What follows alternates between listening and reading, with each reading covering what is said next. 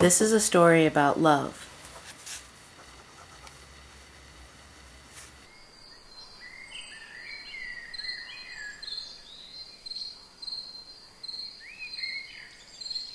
But maybe not the kind that you'd expect.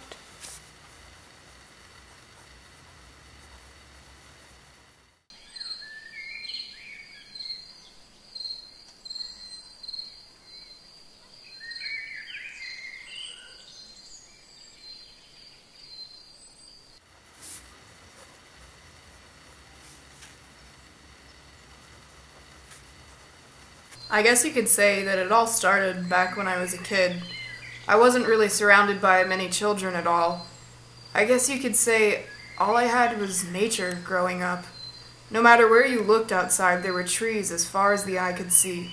I guess you could say that this all started the day my parents died. They were nice folk, and I loved them very kindly, but with them gone, I felt like all my love and emotional support faded away. I stumbled, crying, alone and sad into the forest, and I just couldn't take my emotions anymore, and I tightly embraced my favorite tree for hours on end. The feel of the bark was unlike anything I'd ever experienced before. It was rough, like it was trying to keep its innermost thoughts and desires safe from the rest of the world. I craved to find out what secrets this tree and its friends could possibly be hiding. I just couldn't get enough of that bark and its rough feeling. I moved out to the woods so I could always be close to my favorite tree.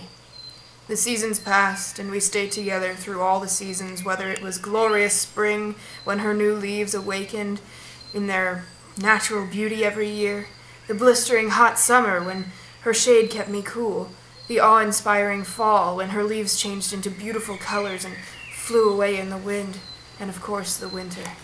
I know she was always sad because of the cold. I'd like to think if I was a tree, I'd be sad without my leaves. The years passed, and it was nothing but me and my friend. I tried to stay somewhat in contact with human civilization over the years, but I guess somewhere in my heart, I was too weak to become a total hermit. Somewhere in the back of my mind, I knew this wasn't the sort of life that I should be living forever, but I was happy until the tragic event happened. I just wanted to be free, and needed an excuse to be done with it all. It was an unusually cold autumn, and I went off to scavenge for a bit of food, because I wasn't completely prepared. Oh, if only I'd been prepared that year. I came back and discovered a set of footprints in my beloved tree.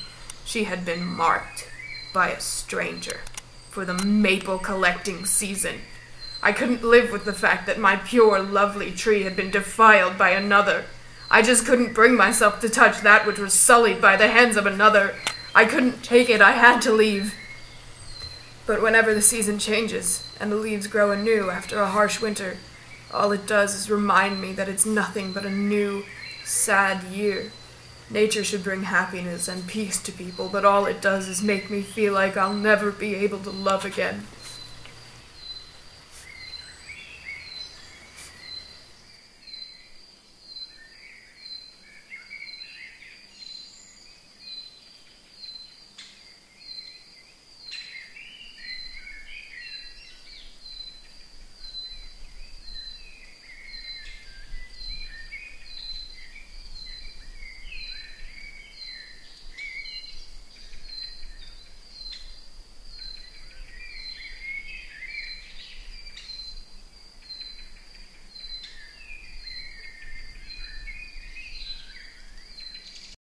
This is a story about lost, broken, and fading love.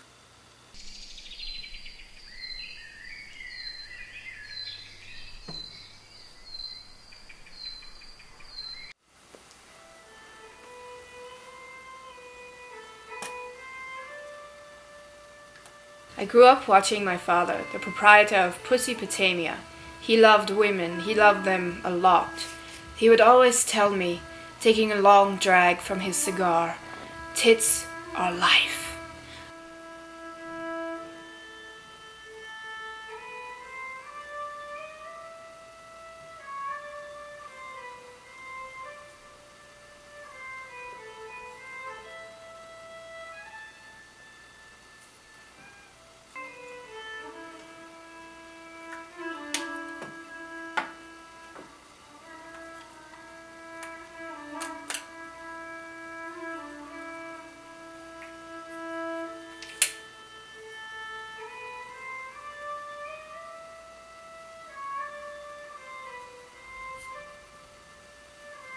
I knew then that I would always love women, and none more than the dancers at Pussypotamia.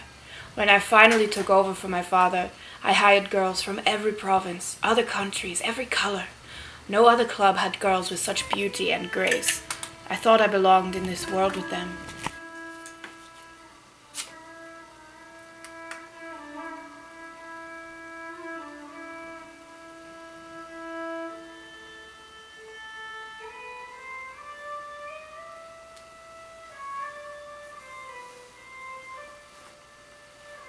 But that was before Marinara.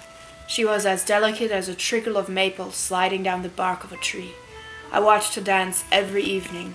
The way she moved, it stirred my heart. All the men wanted her to dance for them. More than once I asked them to leave. Marinara knew my secret. I know she liked to toy with my emotions, asking me to walk her out, changing her clothes in front of me. Finally, I couldn't take it. One night, after the patrons had left, when all the other dancers were gone, she came out from the dressing room, and at last we embraced.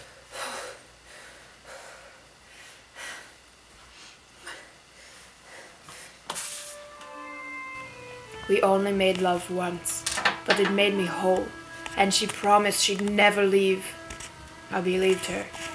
And then her father found her.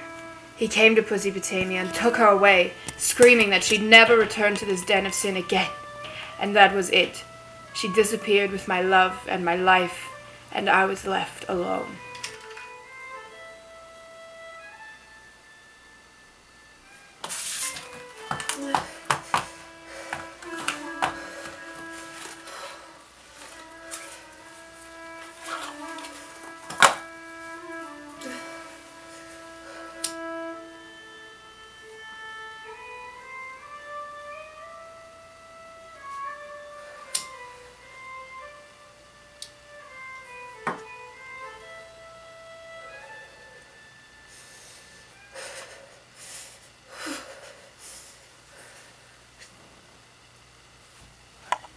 A story about the escape and comfort in being loved and loving.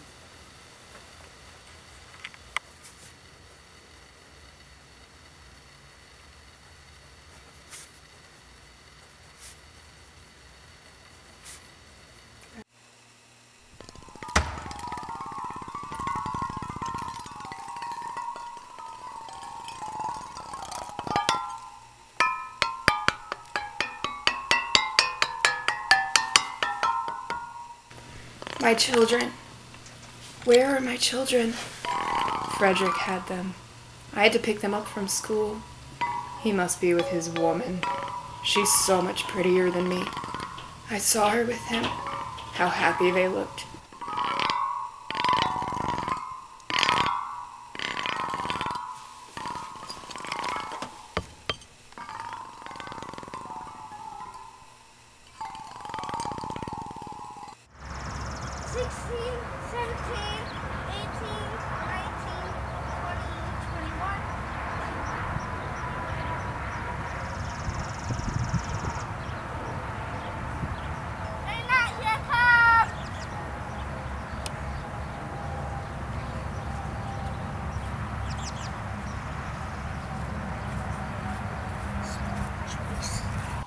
The first genuine smile I'd seen on him in years.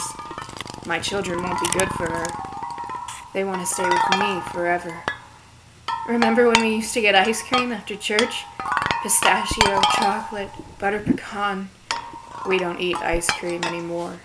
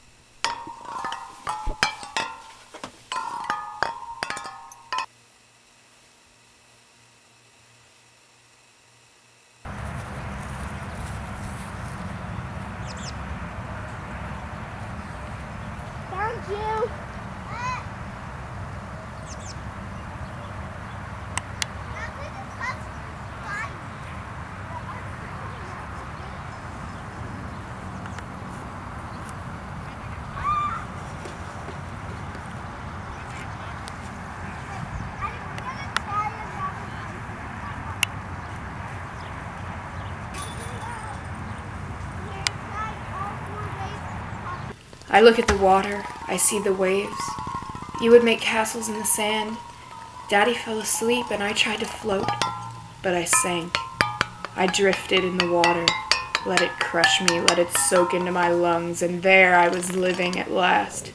There I knew what it was to breathe. I wanted you to join me there, my babies, my beautiful children. Why didn't you like the water?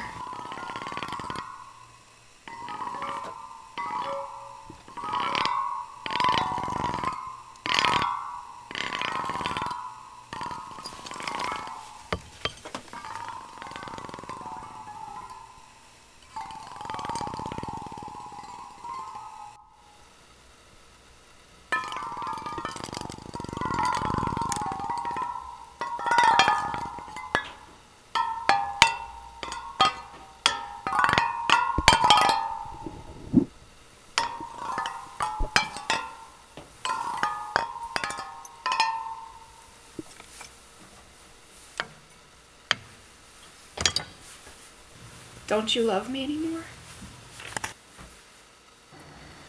This is a story about love, but maybe not the kind that you'd expect.